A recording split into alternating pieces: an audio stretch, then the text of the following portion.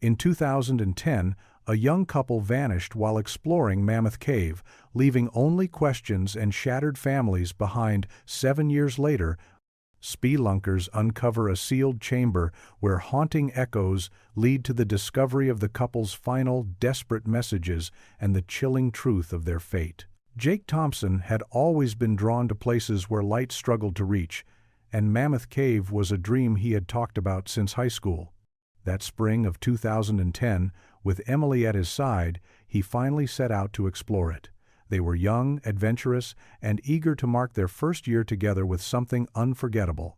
Photographs taken by other hikers that morning showed them smiling, leaning close to each other, backpacks slung high, unaware of how heavy the air would feel once they disappeared into the earth.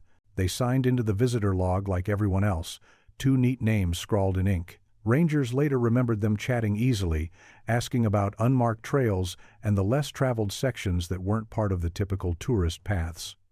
They carried supplies, headlamps, and the kind of confidence that comes with youth. By late afternoon, however, when families returned to the parking lot and tour groups emerged from the caves into fading daylight, Jake and Emily did not appear. Their car remained parked where they had left it, its windows fogged from the cool night air that began to settle over the park. At first, rangers assumed they had taken a longer route, perhaps delayed by curiosity in one of the cavern's endless passages. But when darkness stretched past midnight and there was still no sign of them, concern sharpened into alarm. A search was launched before dawn, dozens of flashlights bobbing in the blackness of tunnels that seemed to have no end. Volunteers from nearby towns joined, their voices echoing off walls that swallowed sound as easily as they did light. What they found was little more than traces. A boot print pressed into damp soil, a strand of blonde hair caught on a jagged rock. Every lead ended in another branching passage, each darker and narrower than the last. By the second day, their names were on every ranger's lips, whispered with growing dread. Mammoth Cave had claimed explorers before, and fear spread that Jake and Emily had become another chapter in its long history of disappearances. Above ground, the sun rose and fell in steady rhythm, but inside the cave, time blurred into one continuous night. Somewhere in its depths, the young couple had vanished, and no one could say why or how. For their families waiting outside, the silence that followed was more unbearable than any answer. By sunrise, the park was already alive with the urgency of the search. Rangers assembled maps across folding tables at the visitor center, tracing red markers over known routes and shaded areas where Jake and Emily might have wandered. The enormity of Mammoth Cave loomed over their efforts, a sprawling labyrinth of more than 400 miles of mapped passages with countless hidden shafts and uncharted tunnels. It was not a place easily searched, even with trained crews and the best equipment. Teams of rescuers entered in shifts, their helmets casting cones of light that cut into the thick blackness. Dogs were brought in to sniff for scent trails, their paws sliding across slick rock as handlers guided them down steep inclines. Radios crackled with updates, but the reports that came back were always the same. Negative. No sign. Too many false trails. The air in the cave swallowed both sound and hope. Above ground, volunteers formed lines along sinkholes and remote entrances, hoping the couple had stumbled out through a lesser-known exit. Helicopters circled the dense forest canopy, searching for a clearing, a fire, any signal. Family members stood together near the ranger station, clinging to each other as hours turned into days. Emily's mother, wrapped in a thin jacket against the chill of the Kentucky morning, whispered prayers into her hands, while Jake's father paced the gravel lot, his face drawn tight with disbelief. Inside the cave, the scale of the challenge grew clear. Rangers found evidence of other explorers from decades past, rusted lanterns and names etched into limestone, stark reminders of how the underground world had swallowed people before. At one point, searchers followed what looked like fresh scuff marks along a narrow crawlspace, but it ended in a rockfall that gave no passage forward. Another team thought they heard faint tapping, yet when they pressed deeper, the sound dissolved into dripping water. Each night, exhausted crews returned, with their eyes ringed red, from hours of straining in the dark. The command post grew quieter as the second week passed, the initial flurry of optimism fading into a grim recognition of the cave's vastness. Though they refused to say it aloud in front of the families, more than one ranger admitted privately that the cave may have taken Jake and Emily for good. Speculation filled the silence that followed the failed search. Without evidence to guide them, people clung to theories, each one shaped as much by fear as by fact. Some believed Jake and Emily had simply lost their way, swallowed by the cave's endless passages, until hunger and exhaustion left them unable to continue. It was a tragic but familiar story in places like Mammoth, where even seasoned explorers had vanished without trace. Others suggested a more deliberate act, whispers that the couple might have staged their disappearance to escape debts or start a new life elsewhere. Those who knew them dismissed the idea immediately, pointing to their devotion to family, their steady jobs, and their plans for the future. Yet the darker theories persisted. A few locals spoke of hidden shafts used by smugglers generations ago, chambers off-limits to the public where someone could be trapped intentionally. Rumors of foul play spread through the nearby towns, with talk of strangers seen near trailheads and cars, parked where they should not have been. Law enforcement investigated every lead, but none held up under scrutiny. The only certainty was the absence itself. Media coverage intensified the uncertainty. News crews camped outside the park, broadcasting live updates beside the cave entrance, while reporters repeated the same unanswered questions. Viewers across the country watched the story unfold, sending in tips and theories of their own. Some claimed the couple had been spotted in distant states, though every sighting proved false. For the families, these false hopes cut as deeply as the silence from the cave. Within the park, rangers carried the weight of doubt. They knew Mammoth's dangers better than anyone, and while they cautioned the public against sensational rumors, even they admitted that the cave could keep its secrets forever. Theories became a way for people to make sense of the impossible, to explain how two young lives could vanish in broad daylight with nothing left behind but a parked car and a pair of names in a logbook. As weeks turned into months, the speculation only deepened the ache for those left behind. Without answers, every possibility lingered, from the mundane to the unthinkable. And in that uncertainty, the story of Jake and Emily became less a search for truth and more a haunting question mark hanging over the Kentucky hills. For the families left behind, the days after the search was called off blurred into a gray haze of waiting.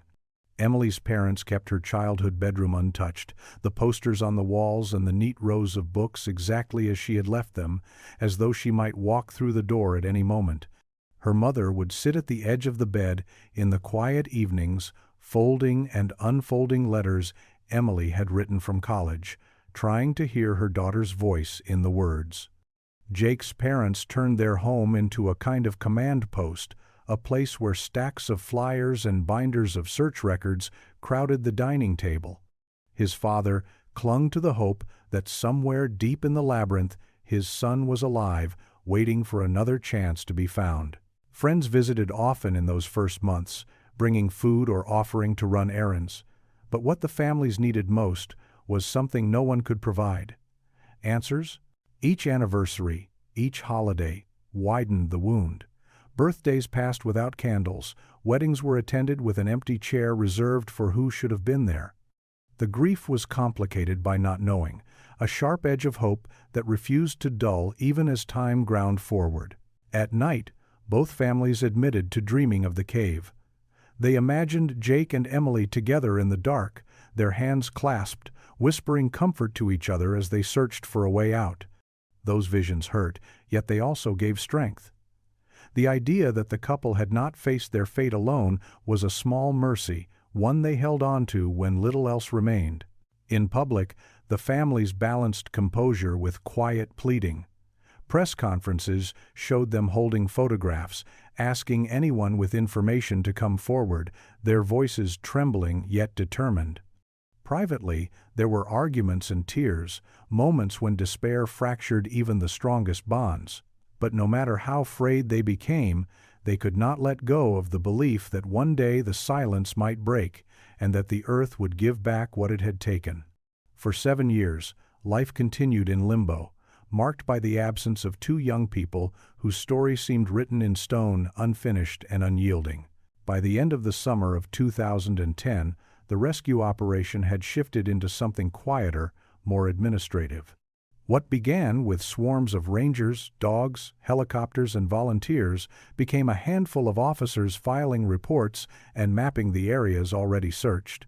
The official line was that every reasonable effort had been exhausted. In truth, the sheer scale of Mammoth Cave had defeated them. Each new attempt carried greater risk to rescuers, with little chance of success. Eventually, the Park Service announced that the active search would be suspended, though the case would remain open. For the families, the word suspended felt like a death sentence disguised in careful language. Emily's father stood at the press briefing, his jaw tight, telling reporters that his daughter was not gone, only waiting. Jake's mother pleaded for the search to continue, her voice breaking as she spoke of her son's love for the outdoors, his ability to endure. Yet behind the public statements, the reality was brutal. There were no more clues, no new sightings, nothing to hold on to except memories and photographs. Over the next months, the case slid from headlines to footnotes. Other stories replaced it, and fewer journalists came knocking at the family's doors.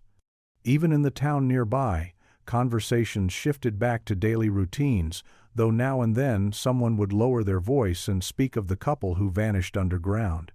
The absence of answers left a space that rumor and folklore began to fill. Campfire stories in the park took on a new edge, with guides whispering about the young pair who stepped into the earth and never returned. The cave itself remained unchanged, indifferent to the loss. Its stone corridors carried no hint of the lives that had disappeared within. Rangers, though careful not to voice it openly, knew that the mystery had joined a long line of tragedies etched into the history of Mammoth. For Jake and Emily's families, the silence was suffocating. The missing posters in their windows curled in the sun, the ink fading as if time itself was erasing their faces. 7 years stretched before them, each day marked not by what was found, but by what was never returned. Mammoth Cave had always carried a double-edged reputation, a place of wonder and danger woven together in the same breath. Guides told visitors that the system stretched for hundreds of miles, the longest known cave on Earth, with more passages charted every year. To stand at its mouth was to feel the pull of deep time, the sense that you were entering a world older and more patient than anything above ground. Generations of explorers had mapped its chambers, yet vast sections remained untouched, hidden behind collapses or submerged beneath groundwater. The cave was a living puzzle, shifting in ways that defied easy mastery. Its history was filled with stories of those who never returned. In the 1800s, local records spoke of miners and travelers who vanished without a trace, their lamps extinguished somewhere in the twisting dark. A few left behind scratched initials on walls or abandoned tools, but many simply disappeared into the earth, swallowed by the maze. Later, hobbyists and amateur spelunkers added their own chapters to the cave's legend, sometimes paying with their lives when curiosity outpaced preparation. Rangers who patrolled the system carried these stories like quiet warnings, reminders that Mammoth had no mercy for the unprepared. For tourists, the cave offered a curated glimpse of its grandeur. Wide corridors lit by electric bulbs revealed vast domes and glittering formations, carefully chosen routes designed to inspire awe while minimizing risk. But just beyond the lights lay a very different world. There the ceilings dropped low, the air grew damp and cold, and the stones seemed to close in around you. A wrong turn could strand even an experienced caver in a blackness so complete that it erased all sense of direction. When Jake and Emily vanished, locals folded their story into this long history, another caution whispered at ranger talks and in nearby diners. People spoke of the cave as though it were alive, choosing when to reveal its secrets and when to guard them forever. To those who lived in its shadow, it was not surprising that 2 young lives could vanish within its depths. What lingered was not just the loss but the reminder that Mammoth Cave would always remain untamed, its hidden corridors keeping stories sealed in stone until the earth itself decided otherwise. Among the rangers who worked Mammoth Cave daily, the story of Jake and Emily never quite faded. Though official reports sat filed away in cabinets, their names were spoken in lowered voices during long patrols or over coffee in the break room. New staff were told of the search as both a warning and a reminder of the cave's unforgiving nature. Yet alongside the practical lessons came something harder to explain, stories of odd moments that had never been entered into the paperwork. Several rangers admitted they sometimes heard sounds in the passages nearest to where the couple had last been seen, faint cries, or what seemed like murmurs riding the currents of air, noises that made the hair on their arms stand up in the beam of their flashlights. To skeptical ears, it was nothing more than wind funneling through the rock, creating tones that could be mistaken for voices. But for those who had spent years underground, the sounds carried an uncanny weight. Some said it felt less like imagination and more like something calling from behind the stone. There were reports of boots scraping where no one else was scheduled to be, or tapping noises that echoed back with too much rhythm to be chance. Once, a ranger paused at a narrow crawlway and swore he heard a woman's voice whisper his name, though he had been alone for hours. He told no one at the time, fearing ridicule, but later admitted it still troubled him. These accounts never made their way to the families, as the Park Service avoided feeding the rumors that already surrounded the disappearance. For the rangers themselves, though, the whispers became part of their private understanding of the cave. Mammoth held onto its secrets, and the couple's fate was one of them. Yet, in those moments, standing in a silence broken by inexplicable sound, even the most seasoned cavers could not shake the feeling that the underground world was not entirely empty. Whether born of wind, stone, or something else entirely, the echoes were enough to make them glance behind their shoulders and move a little faster toward the surface, carrying with them the quiet unease that perhaps Jake and Emily were not entirely gone. As the years slipped by, the story of Jake and Emily settled into that strange limbo where memory and myth begin to blur. Their families kept hope alive, but hope lived alongside exhaustion. Every birthday that passed without them was a wound reopened, every holiday another reminder of empty chairs at the table. Emily's mother kept the porch light on each night, a small act of faith that her daughter might somehow find her way home. Jake's father wrote letters he never mailed, tucking them into a shoebox in the closet, each one beginning with the same words, "Son, if you can hear me." Friends tried to carry on, finishing school, building families, but they admitted later that the couple's absence haunted every milestone. There were moments when laughter at weddings or reunions would falter, as if everyone felt the gap left behind. Photographs yellowed on refrigerators, missing person posters curled in the corners of gas station windows, their ink fading but never fully gone. The cave, indifferent to human sorrow, remained the same, its vast passages swallowing light and sound just as it had the day they vanished. For the park staff, the memory lingered in subtler ways. Rangers guiding tourists past certain corridors found themselves pausing, aware of what lay beyond the marked routes. Volunteers who had once searched the tunnels occasionally returned on anniversaries, standing at trailheads with flowers or simple moments of silence. The disappearance had left a scar not only on the families but on the wider community, a reminder that even with modern equipment and training, some mysteries resisted every effort to solve them. By the time 7 years had passed, the case had largely slipped from headlines, yet it never disappeared entirely. Now and then a magazine would revisit the story, framing it as one of America's enduring mysteries. Online forums buzzed with speculation, each new theory layered on top of the old. For those who had lived it, though, the mystery was not a puzzle to be solved, but a daily ache that time could not erase. Life moved forward, but it moved with an absence that grew no lighter, a silence that seemed to echo louder with each passing year. In the spring of 2017, a team of experienced spelunkers gathered at Mammoth Cave with a different purpose than tourists or historians. They were part of an independent survey project, trained to map remote sections of the cave system where official explorations rarely reached. Their equipment was modern, their preparation meticulous, and unlike the hopeful volunteers of years before, they were seasoned in the art of pushing into places where few dared to crawl. The team had heard the story of Jake and Emily, of course. Anyone who spent time in the caving community knew the names. For some, the mystery was part of what drew them back to this place, though they would never admit it aloud. There was a certain gravity to Mammoth, a sense that every trip into its depths might uncover a piece of forgotten history. The idea of filling blank spaces on the map was thrilling, but it carried with it the sobering knowledge that others had tried and never returned. They set out before dawn, carrying ropes, drills, and weeks of supplies, prepared for the kind of expedition that could not be rushed. Their goal was to chart a cluster of narrow side passages deep in the northern reaches of the system, places considered too unstable for tourist routes. The work was grueling, involving long hours of crawling through shafts barely wide enough to squeeze a body through, and nights spent in total darkness with only the hum of equipment to break the silence. Days into the survey, they stumbled across a section of the cave rarely mentioned even among the most detailed maps. It was a low corridor that angled sharply downward, ending in a collapse of stone that looked ancient. At first glance, it seemed like a dead end, just another passage sealed by the slow settling of earth. But as their lights played over the jagged rock, one of the spelunkers froze.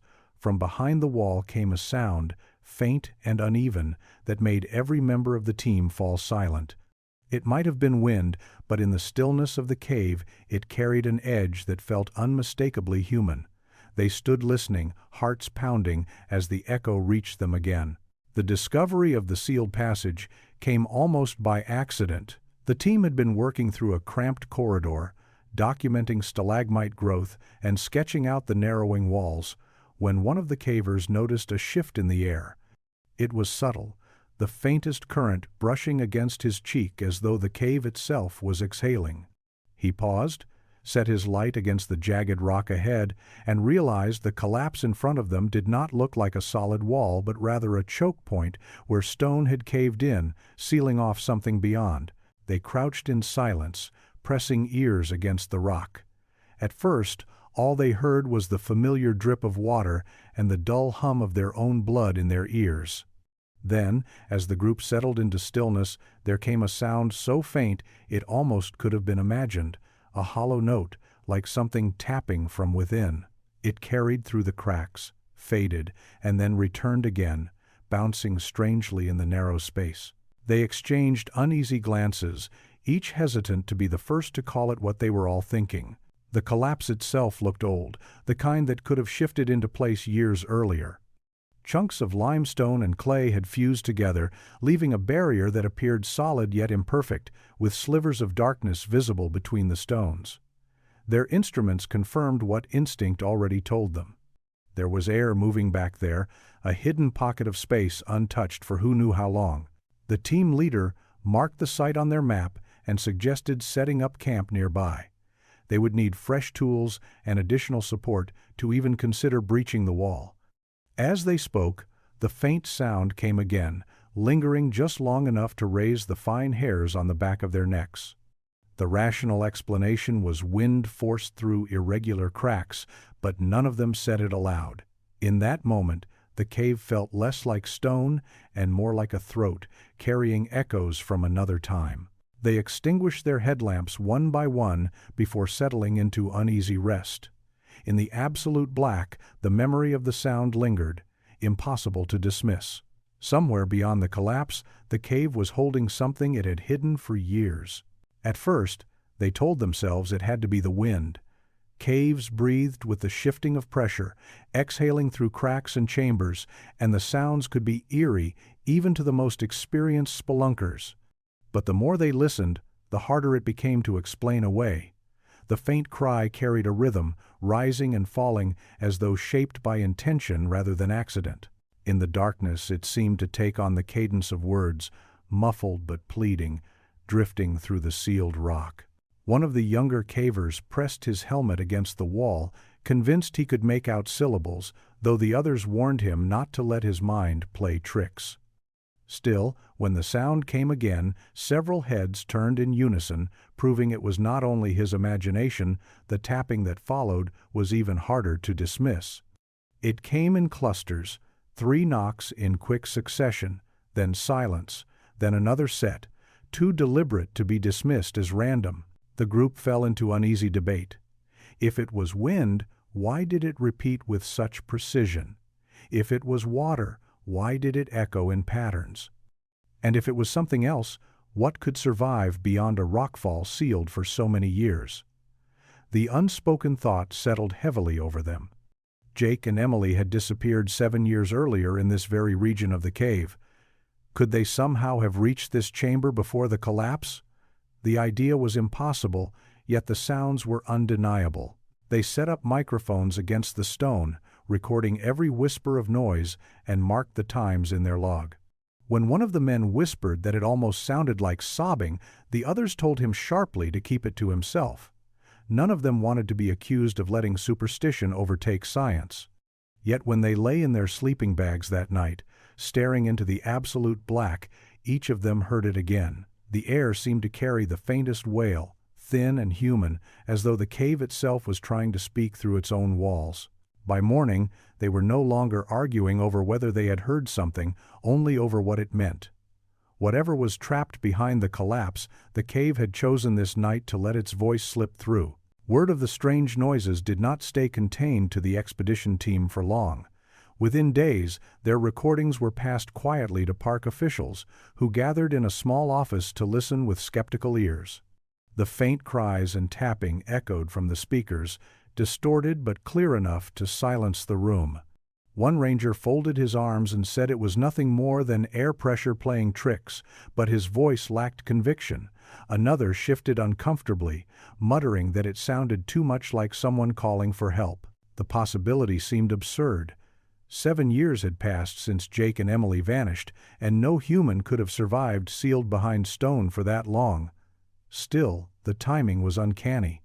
The collapse marked almost the exact area where early search efforts had focused, near the section of mapped tunnels where their tracks had last been noted. For the families who had never received closure, the coincidence was too much to ignore. When news of the recordings reached them, emotions swung between disbelief and a fragile spark of hope that refused to die. Among the spelunkers, the discovery sparked fierce debate.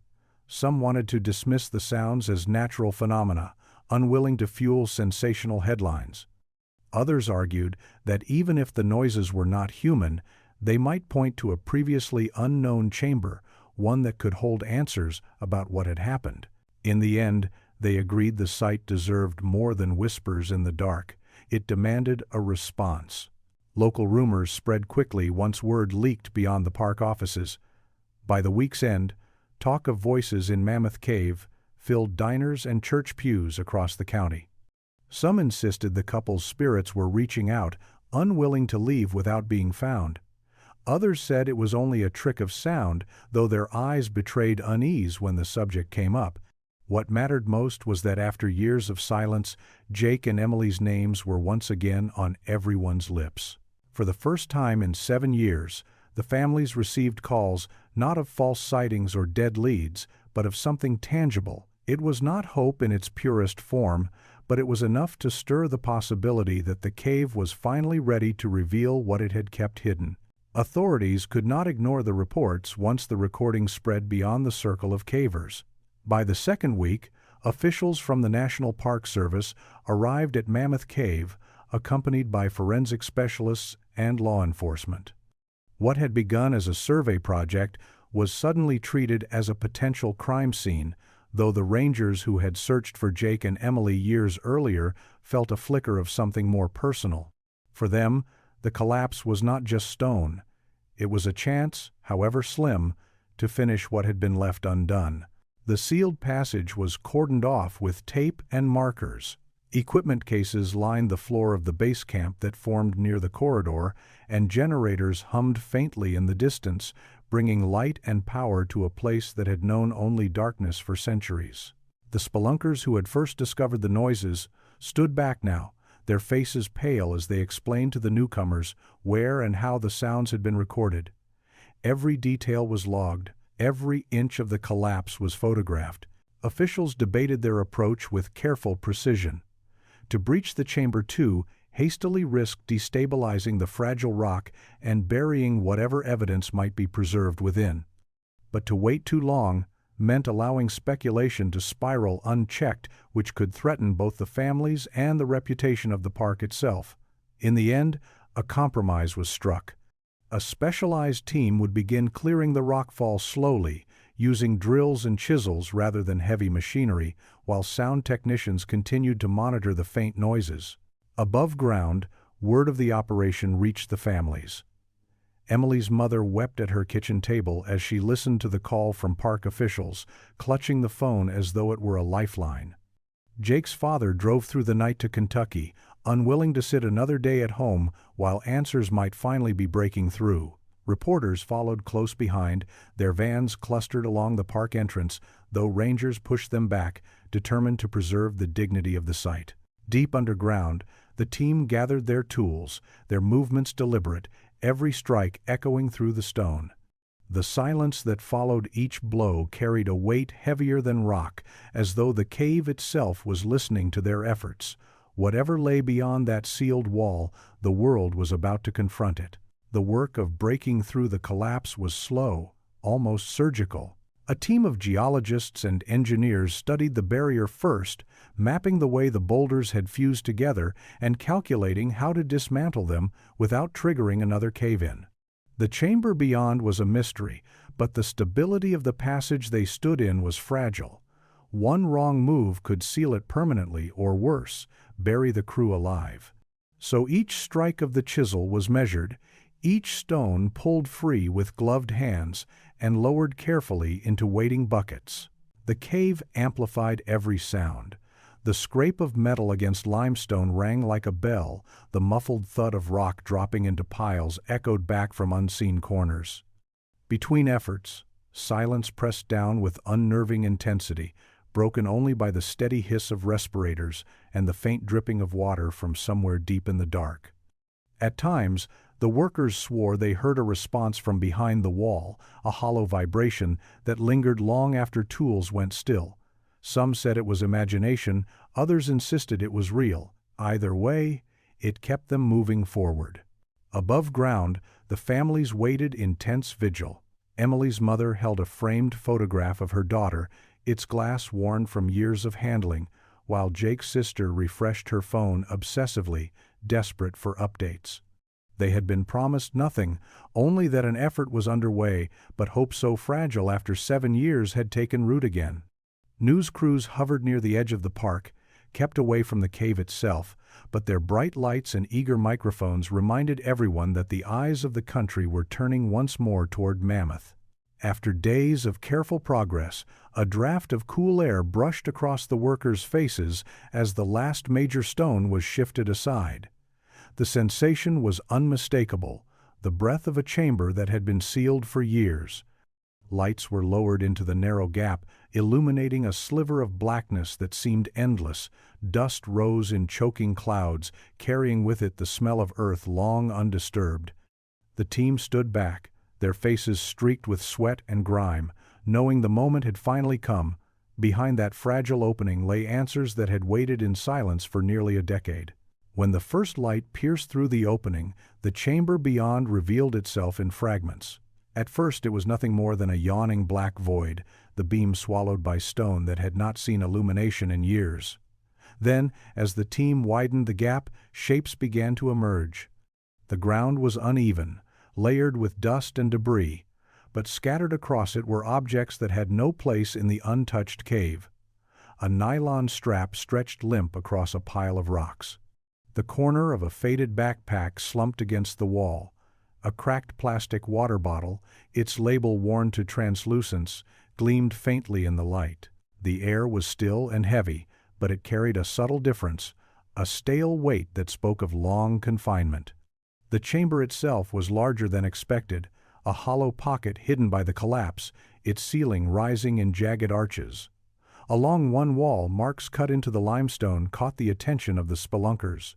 They looked like scratches at first, chaotic lines scraped by stone on stone, but as the beams traced their shapes, the patterns resolved into something purposeful. Carvings, etched by human hands, preserved in the silence. The discovery stunned the room into stillness. Every person present knew immediately what it meant. Jake and Emily had made it here. They had survived the collapse, at least for a time, and left behind traces of their struggle. The scattered belongings were not just artifacts. They were remnants of lives interrupted, of a desperate attempt to endure in a place that offered nothing. The team advanced with reverence, documenting each item before moving it. Gloves brushed dust from fabric, cameras clicked in the damp air, and every detail was catalogued. The carved markings drew them closer. Some seemed like tallies, vertical lines grouped in clusters, perhaps counting days. Others were words, rough but unmistakable. The letters were uneven, as though carved with trembling hands, and though they could not yet be read in full, the intent was clear. This was no ordinary chamber sealed by time. It was a tomb built by circumstance, where hope had fought against stone until strength gave out. The silence that followed the discovery was profound. Each worker caught between awe and sorrow, knowing the cave had finally given up part of its secret, but not yet the whole truth. The chamber told a story, even before experts arrived to interpret it. Alongside the backpacks lay the remnants of food wrappers, their edges stiff with age, and a lantern whose glass globe had shattered, leaving only a corroded base. Nearby, a coil of rope had hardened into a brittle twist, its fibers darkened by moisture. These were not the belongings of passing explorers who had left supplies behind. They were the evidence of people who had lived here, at least for a time, surviving in the shadows after the collapse sealed their fate. Investigators noted how the water bottles had been cut open, their jagged edges suggesting they had been repurposed, perhaps to collect the slow drip of condensation from the ceiling. A charred ring on the ground indicated that someone had managed to strike a flame, the blackened rock preserving the memory of a fire that must have burned dimly in the suffocating dark. Even the placement of the backpacks seemed deliberate, pushed against the wall to maximize space on the uneven floor. It was as if Jake and Emily had carved out a small semblance of order within the chaos. Most haunting were the carvings. When more lights were set up, their full scope came into view. Dozens of markings spread across the limestone wall, a collage of lines, symbols, and words. The tallies, etched in uneven groups, stretched further than anyone wanted to count. One phrase, half obscured by mineral deposits, read simply, "Still here." Another, fainter and more desperate, seemed to plead, "Don't forget."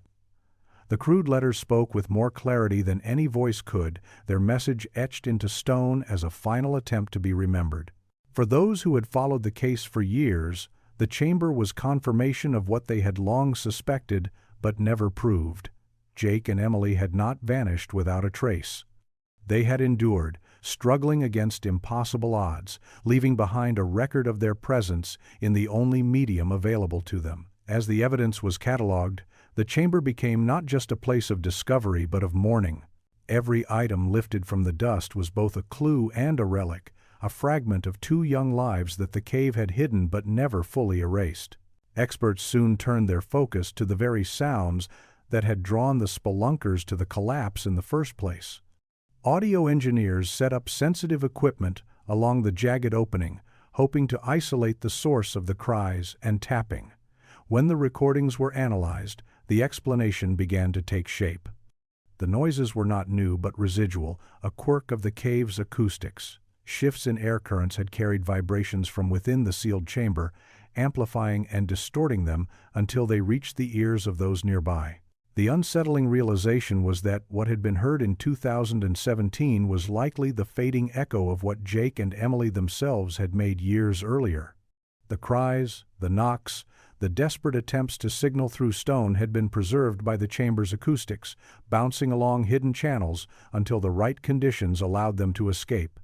It was not the living voice of survivors, but the ghostly playback of their struggle. The discovery chilled even the most skeptical among the team. The couple had tried to reach out, and in a way, they finally had, though long after their voices were gone. Scientists explained it clinically, pointing to resonance patterns and the peculiar properties of limestone corridors. But for the families, the knowledge landed differently. The thought that their children's last attempts at communication had traveled through the rock for years, waiting to be heard, was both heartbreaking and strangely comforting. It meant Jake and Emily had not gone quietly. They had fought to the end, calling out to a world that had never stopped searching for them. Reporters seized on the story, describing the phenomenon as voices from the grave, but those closest to the investigation resisted sensational language. They spoke instead of the cave's strange ability to hold on to memory, to trap sound the way it preserved artifacts and carvings. The echoes were not supernatural, yet they carried a weight that science alone could not strip away. Standing in the chamber, with the carvings on the wall and the belongings strewn across the floor, investigators could almost imagine the last days unfolding. The echoes had not lied. They were fragments of desperation, lingering reminders of two lives pressed against the silence until the cave itself chose to speak for them. The deeper the team searched the chamber, the more unsettling the discoveries became. Near the backpacks, they found a torn sleeve darkened with what tests later confirmed was dried blood. Close by, a stone had been worn smooth on one side, as if someone had sat pressing against it for hours on end. The carvings grew harsher in one section, no longer neat tallies but gouges cut with frantic energy. Some were little more than scratches spiraling into nothing, as though whoever made them had abandoned words and numbers in favor of raw expression. One message stood apart from the others, carved lower on the wall where the limestone was softer. It read simply, "Help," the letters jagged and uneven, as if carved in the dark by trembling hands. Another nearby phrase, half obscured by mineral staining, appeared to say, "Still together." Investigators paused longest at those words, struck by the quiet resilience hidden in them. It was not only desperation etched into the walls, but also a vow, a reminder that Jake and Emily had faced whatever came side by side. The evidence of their struggle was not limited to writing. Piles of loose stone along one wall suggested they had tried to dig outward, clawing at the collapse with their bare hands. Fingernail fragments were even found embedded in the dust, a detail so harrowing it silenced the room when announced.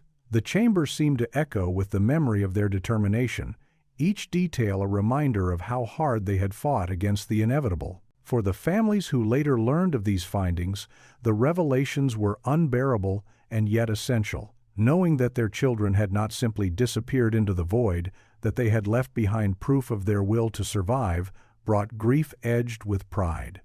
Jake's sister described it as seeing his stubborn spirit etched into the stone. Emily's mother said the words, "Still together," were a gift, the last message her daughter had sent her through time and darkness. The chamber had given up its truth piece by piece, and with every discovery, the weight of the couple's ordeal grew clearer. Mammoth Cave had not claimed them instantly. It had trapped them in silence, leaving behind signs of a struggle that no one would ever forget. The search of the chamber reached its most somber point when the skeletal remains were finally uncovered. They lay close together in a shallow recess along the far wall, shielded from the damp air by the natural curve of the stone. Time and the cave's cool, dry climate had preserved them in a haunting stillness. The outlines of their forms were clear, their bones untouched by scavengers, their final posture speaking more eloquently than any words could. One set of arms curved toward the other, as if even in their last moments Jake and Emily had sought comfort in each other's presence. Investigators worked with the utmost care, documenting every angle before lifting the remains.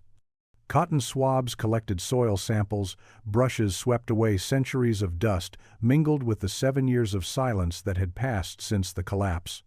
Personal items rested nearby, offering a painful intimacy. Emily's watch, its face cracked but still faintly gleaming, lay just inches from her hand. Jake's wallet, softened and warped, held a driver's license and a photograph of the two of them smiling in brighter days. These details, preserved against all odds, gave the chamber the air of a memorial. Forensic specialists confirmed that the injuries matched what one would expect from entrapment and slow deprivation rather than violence.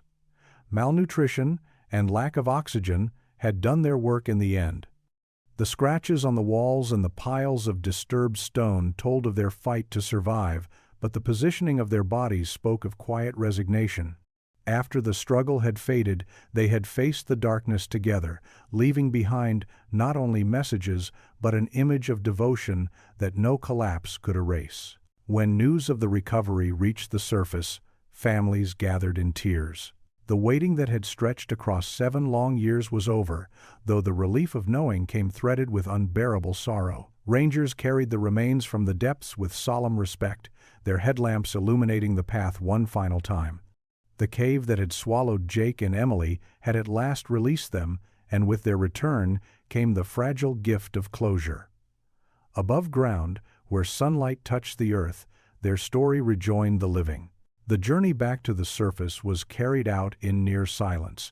Each member of the recovery team moved with deliberate care, their lamps bobbing like distant stars in the oppressive dark. The remains of Jake and Emily were secured in protective cases, shielded from further damage, yet the weight they carried was more than physical. Every step upward felt like a passage between worlds, bringing the couple out of the silence that had held them for 7 years and returning them to the light of day. When the team emerged from the cave entrance, the waiting families were there, braced against the spring air, their faces pale with both dread and relief. Emily's mother pressed a hand to her mouth, tears spilling freely as she saw the covered stretchers carried across the clearing. Jake's father stood rigid, his eyes locked on the movement, his expression unreadable until his shoulders collapsed under the strain of grief. The silence broke then, not with words, but with the soft sobbing of those who had waited too long for this moment. Rangers formed a quiet procession, escorting the remains to waiting vehicles that would carry them to the coroner's office. Photographers were kept at a respectful distance, though the scene was already etched into memory. The cave loomed behind them, its yawning mouth unchanged, as if indifferent to the suffering it had harbored. Yet for those gathered, the moment marked a turning point. The mystery had not ended in rescue, but it had ended. The years of uncertainty had finally yielded to truth. As the vehicles pulled away, carrying Jake and Emily out of the park, a breeze stirred through the trees, lifting strands of hair from Emily's mother's face. She later said it felt like a touch, a fleeting gesture of comfort carried on the air. For Jake's family, the closure was more practical but no less profound. They knew now where his final steps had led, and they could begin to grieve with certainty instead of speculation. The cave would always remain, vast and untamed, but the couple's story no longer belonged solely to its depths. It had returned to the world above, where it would be mourned, remembered, and honored by those who had loved them most. The news of the discovery spread quickly, leaping from local broadcasts to national headlines in a matter of hours. For 7 years, Jake and Emily had been names whispered in mystery forums and late-night documentaries, their disappearance framed as one of America's unsolved tragedies. Now their fate had been revealed, and the details were haunting enough to grip the public imagination. Photographs of the cave entrance appeared on every major network, accompanied by images of the young couple smiling in snapshots taken before their trip. Those smiles, so full of possibility, made the truth sting even more. Reporters emphasized the carved messages, quoting, "Still here," and "Don't forget," as if they were poetry. Commentators debated what those words meant, whether they were meant for rescuers or for loved ones, or perhaps only for each other. Social media erupted with messages of sympathy and sorrow, strangers posting tributes as though Jake and Emily had been part of their own lives. Candlelight vigils were organized in both of their hometowns, the glow of hundreds of tiny flames rising against the night sky in their memory. At the park itself, visitors arrived in greater numbers, some drawn by curiosity, others by a quiet reverence. Rangers found flowers left at the trailheads and handwritten notes tucked beneath rocks near the cave entrance. A few even brought lanterns, placing them along the path as symbolic beacons for two lives lost in the dark. While some criticized the attention as morbid fascination, others saw it as a testament to how deeply the story had touched people across the country. For the families, the sudden swell of public interest was both overwhelming and strangely comforting. They had carried the weight of silence for so long, and now the world seemed to share it with them, even if only for a moment. Emily's brother said he never expected strangers from across the nation to write letters of condolence, yet he found himself reading every one. Jake's sister described the flood of messages as proof that their story had not been forgotten, that the echoes from the cave had reached farther than anyone could have imagined. In the public's eyes, Jake and Emily became symbols of love and endurance, their final struggle resonating beyond Mammoth Cave and into the collective memory of a nation. The funerals were held on the same weekend, two ceremonies bound by grief and by the bond Jake and Emily had shared in life. Emily's service took place in a small white church where sunlight streamed through stained glass, scattering soft colors across the pews. Her mother clutched a handkerchief so tightly it tore at the seams, while her father stood rigid beside her, his hand resting on the casket draped in lilies. Friends spoke of Emily's laughter, her love of music, her habit of writing notes to brighten someone's day. Each memory carried both warmth and sorrow, a reminder of all that had been stolen. The next day, Jake's family gathered in a cemetery lined with oak trees, their branches whispering in the wind. His casket was lowered into the earth beneath a sky that threatened rain. His father, who had carried anger for years at the unanswered silence, finally let the tears come, his voice breaking as he read a letter he had written during the long years of waiting. Jake's friends from school and work stood shoulder to shoulder, some in tears, others silent, their grief spilling into the soil with every handful they placed over the grave. Though the services were separate, the families came together afterward in a quiet hall, sharing food they barely touched and stories they repeated through cracked voices. They had been linked since the day of the disappearance, and now that bond felt permanent. Emily's mother said she took comfort in knowing the two had not been alone in the end. Jake's sister replied that the words carved into the cave walls proved they had clung to each other with unshakable devotion. In their darkest hours, they had left behind not despair, but love. For all the heartbreak, there was relief too. Closure, though painful, had finally arrived. The families could grieve without questions gnawing at them, without the endless cycle of speculation and false hope. The mystery was no longer a hole in the earth swallowing answers. It had become a story that could be told, mourned, and honored. As night fell on the final day of services, both families lit candles side by side, their flames wavering but steady, a fragile promise that Jake and Emily's memory would never fade. The carvings on the limestone wall drew as much attention as the remains themselves. After the chamber was secured, specialists returned with high-resolution cameras and 3D scanners, determined to preserve every mark etched by Jake and Emily's hands. What emerged from the analysis was not just a record of survival, but a chronicle of their final days. The tallies stretched into the hundreds, uneven in length and spacing, suggesting periods of strength followed by exhaustion. Some lines were faint, carved shallowly, as if the hand that made them trembled with weakness. Among the tallies, certain words stood out with chilling clarity. "Still together" had been scratched repeatedly, almost like a mantra, appearing in 3 different places along the wall. One message read, "Don't forget us," the letters cramped but legible. Another fragment, harder to decipher, seemed to begin with "Love you" before the letters dissolved into broken strokes. Investigators believed the inscriptions were made at different stages of their ordeal, shifting from hopeful affirmation to a plea for remembrance. For the families, seeing these words was devastating, but also strangely comforting. Emily's brother said it felt like his sister had left a letter across time, ensuring her voice would not be silenced. Jake's mother wept as she touched a printed copy of the carvings, whispering that her son had kept his promise to stay by Emily's side. The phrases were proof of their bond, a love resilient enough to endure even in the blackest hours. Scholars compared the inscriptions to other survival messages left throughout history, noting how humans, when trapped and facing the end, often turned to the act of recording. It was a way to resist oblivion, to declare that their lives mattered, even if no rescue came. In that sense, Jake and Emily had succeeded. Their words, etched in stone, had outlasted their voices and carried into the present a testimony both heartbreaking and enduring. The cave had preserved not only their bodies but their final thoughts, inscribed in the silence of its walls. Those carvings became the most haunting legacy of the discovery, echoing louder than any cry. They were not just evidence, they were a farewell and a demand that the world remember.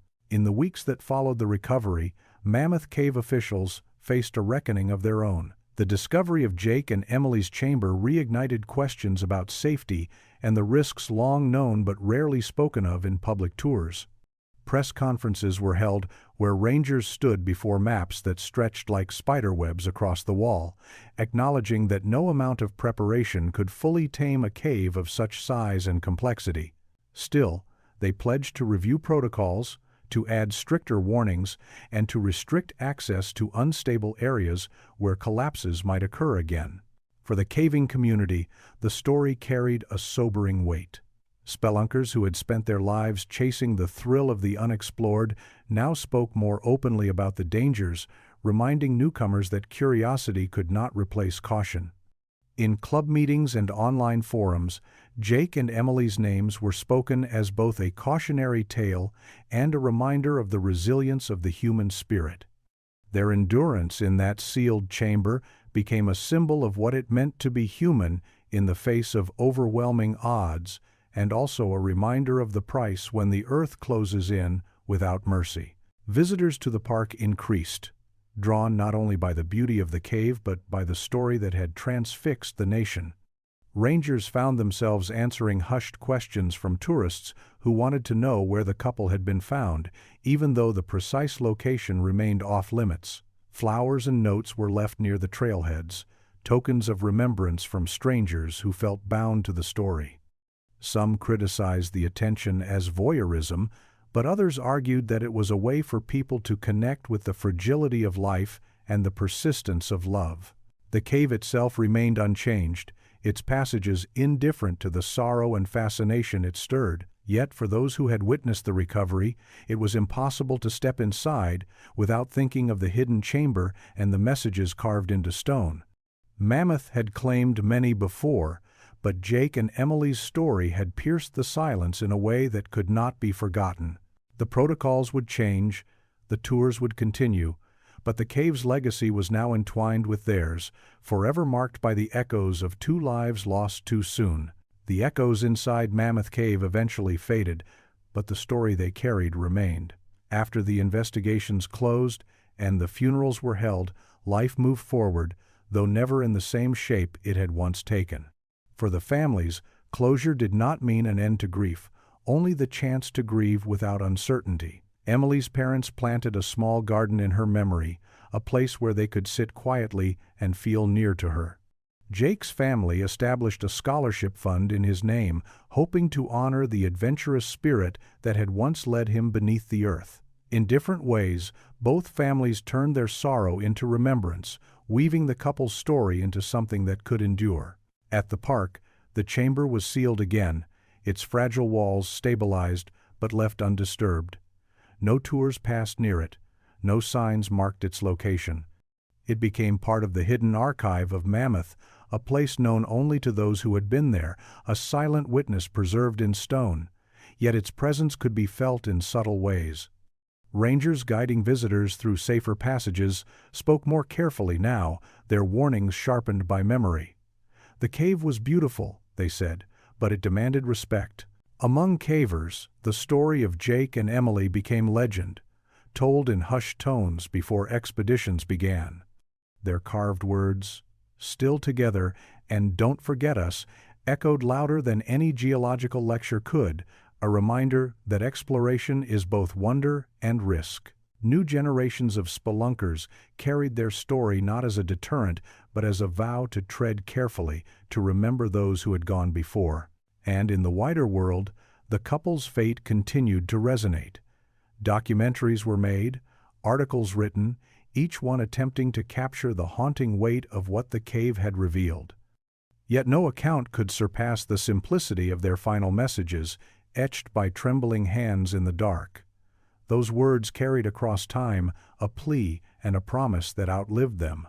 In the end, Mammoth Cave kept its vastness, its silence, its secrets. But it no longer held Jake and Emily entirely within its grasp. Their story had risen from the depths, carried into the light, where it would be remembered. The echoes were gone, yet their resonance remained, forever etched into the living memory of those who heard them.